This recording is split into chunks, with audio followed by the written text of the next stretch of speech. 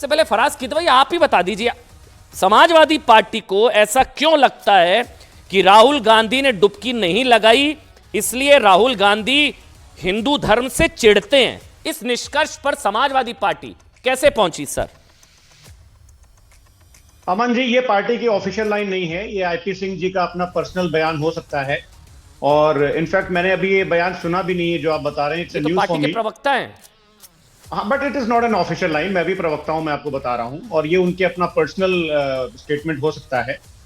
लेकिन मेरा एक सवाल है अमन जी, कि अभी आपने राहुल जी की बात करी कि राहुल जी गए नहीं कुंभ में, उन्होंने डुबकी नहीं लगाई, तो वो हिंदू नहीं है, वो सनातनी नहीं है, उनको अपने वोट कटने का डर है। 2000 बिहार का उनको चुनाव दिख रहा है, फिर 2027 का मैंने नहीं कहा, ये सब आप कह रहे हैं, मैंने नहीं कहा सर, मेरे मुंह पे शब्द मत डालिए। ये समाजवादी पार्टी का पोस्ट है सर, विद ड्यू रिस्पेक्ट। आपका मतलब आपकी पार्टी के senior leader IP Singh ji का है सर। आप कहें तो मैं पढ़ दूं अगर आपने नहीं पढ़ा है तो। उन्होंने लिखा है कि आज राहुल गांधी जी, उनकी बहन प्रियंका वाड्रा ने साबित कर दिया कि वो सनातन धर्म, परंपरा, संस्कृति के घोर विरोधी हैं, कोट अनकोट। सर मुझे प्लीज इजाजत दीजिए, मैं पढ़ देता हूं। आगे उन्होंने लिखा कि सोनिया गांधी जी ईसाई धर्म से है, प्रियंका वाड्रा ने ईसाई धर्म में विवाह किया, अगर वो स्नान नहीं करती, अपने ईसाई धर्म का पालन करती हैं तो सवाल नहीं उठेंगे।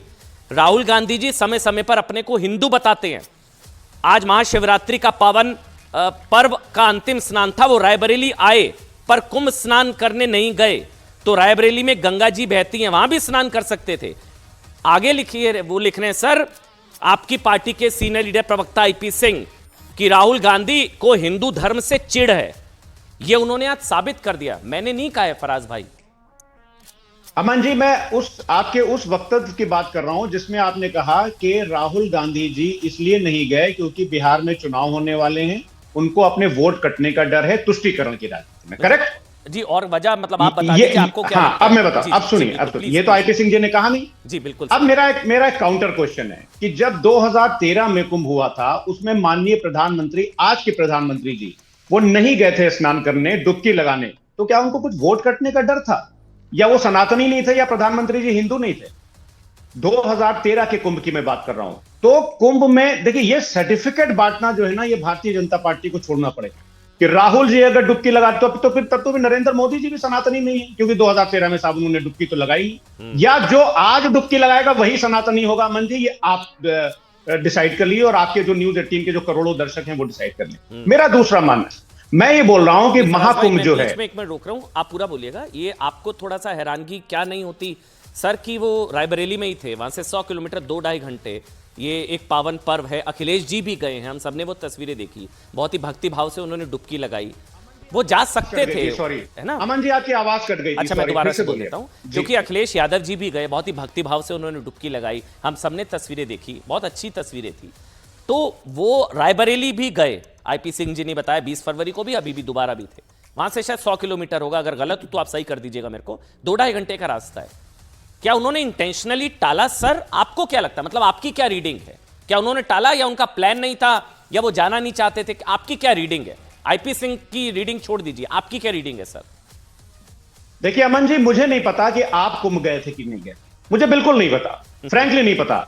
लेकिन मैं वो रीडिंग भी नहीं करना चाहता हूं, because this is between you and your God, कि आप, मैं हज करने गया कि नहीं गया, it is none of my friends business, ये this is between me and my God.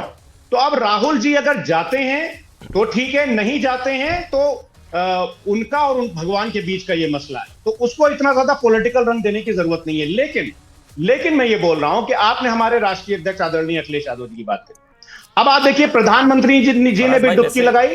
Faraz भाई, वैसे क्योंकि आपने मेरे पर टिप्पणी की, मैं एक चीज बस में क्या होता है ना, हम लोग राजनीति में नहीं है, तो राजनीति में एक मैसेजिंग होती है, जब मृत्यु कुंभ बताया जाता है तब भी मैसेजिंग होती है, जब आपकी पार्टी की सीनियर लीडर फेक न्यूज़ फैलाती हैं कि गंगा जी में लाशें बहा दी गई, वो भी एक मैसेजिंग होती है, जब लालू प्रसाद यादव फालतू का कुंभ बताते हैं वो भी एक मैसेजिंग होती है।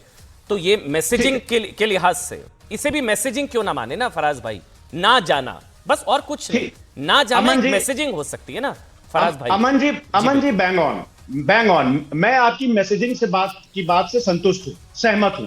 तो फिर जब हेमा मालिनी जी ने स्टैम्पीड के बाद कहा था कि इंसिडेंट तो हुआ था विच इज राइट, मगर इतना बड़ा ऐसा कुछ नहीं था, इसको एग्जैजरेट करके बताया जा रहा है, तो ये भी मैसेजिंग थी क्या? नहीं गलत है, बिल्कुल गलत नहीं है, बिल्कुल गलत नहीं है। मैं चैलेंज करता हूं मैं चैलेंज करता हूं, मैं हाथ जोड़ के माफी मांग लूंगा अगर गलत होगा तो। आप निकालिए आप अपनी टीम से बोलिए। अरे मैं कह रहा हूं हेमा मालिनी का बयान गलत है, सुना तो करिए। अच्छा ओके ठीक है। दूसरी बात, उन्होंने अगर ऐसा कहा है, छोटा बहुत बड़ी घटना थी, एक की भी मौत हुई, वो दुखद तो है सर, मैसेजिंग की बयान बात गलत है। तो अब आप बोल दीजिए जया बच्चन का बयान गलत था। अरे चलिए मैंने बोल दिया ना, अब आप बोलिए। नहीं अब मैं नहीं जाने दूंगा। अब आप बोलिए जया बच्चन का बयान गलत था। नहीं अमन जी गंगा में लाशें बहा गई, ये के शर्मा जी के मुंह से सुनना तो आपने मेरे से आप पूछा ना हेमा मालिनी, नहीं हेमा मालिनी का पूछा ना, मैंने आपको बताया आदमी नहीं है। अरे आप जया बच्चन जी ने गलत बोला सही बोला? अरे अमन जी आप भारतीय जनता पार्टी के प्रवक्ता तो नहीं। सर मैं भारतवासी तो हूं ना प्रभु, आपने मेरे से पूछा ना, बतौर एंकर आपने मेरे से पूछा। ये बात के शर्मा जी बताएंगे। जया बच्चन की बात आप बताएंगे, गंगा में लाशें बांधी गई, सही है नहीं? Let me complete. देखिए अमन जी जया बच्चन, चलिए जया बच्चन जी के बयान पर आ जाते हैं। जी बिल्कुल। क्या उन्होंने ये कहा कि गंगा जी में जो लाशें बहाई गई उन्होंने कुंभ का कहीं जिक्र किया? हाँ बिल्कुल किया। वो कोविड काल की बात कर रही थी। नहीं वो कोविड काल की बात कर रही थी। नहीं उनका मतलब कोविड काल से था। नहीं मैं बता देता हूं। अमन जी उन्होंने बोला था, अब आप पूरा सुन लीजिए। फिर आप आईपी सिंह को नहीं मान रहे हैं, आपकी पार्टी, आप अपनी सीनियर लीडर जया बच्चन को नहीं मान रहे हैं। उन्होंने बोला था सर, कोट अनकोट मुझे कंठस्थ है, उन्होंने बोला था कि सबसे ज्यादा कंटेमिनेटेड वाटर अगर कोई है कहीं है तो वो कुंभ में है, वहां पर भगदड़ हुई, लाशों को गंगा में बहा दिया गया, ये बोला। कंटेमिनेटेड वाटर अमन जी जया बच्चन जी से पहले तो एनजीटी ने बोला है और उससे पहले सेंट्रल पोल्यूशन कंट्रोल बोर्ड ने बोला है। बोला सर?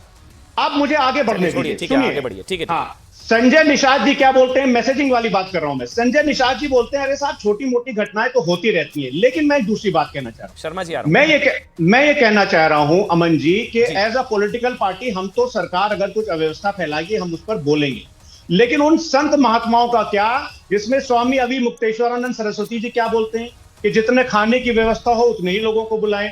करुणानंद गिरी जी महाराज जी क्या बोलते हैं कि ये मुझे योगी और मोदी का कुंभ ज्यादा लग रहा है। शंकराचार्य निश्चलानंद जी क्या कह रहे हैं कि योगी आदित्यनाथ जी ने प्रयागराज की परंपरा को विकृत किया है। शांति पीठाधीश्वर स्वामी आनंद स्वरूप महाराज जी क्या बोल रहे हैं कि धर्म को प्रदर्शन का हिस्सा बनाना खतरनाक है, इससे बचना चाहिए। रविंद्र पुरी जी महाराज क्या बोल रहे हैं, महानिर्वाणी अखाड़ा के, इन्होंने कहा कि ये जो भ्रांति फैलाई जा रही है ये बिल्कुल निराधार है। विश्व कांताचार्य व्यास जी ने क्या कहा, जो कि बहुत बड़े कथावाचक है। तो संत महात्माओं की भी एक बहुत लंबी सी लाइन है अमन जी, जिन्होंने व्यवस्था पर प्रश्न उठाए हैं। ठीक है। तो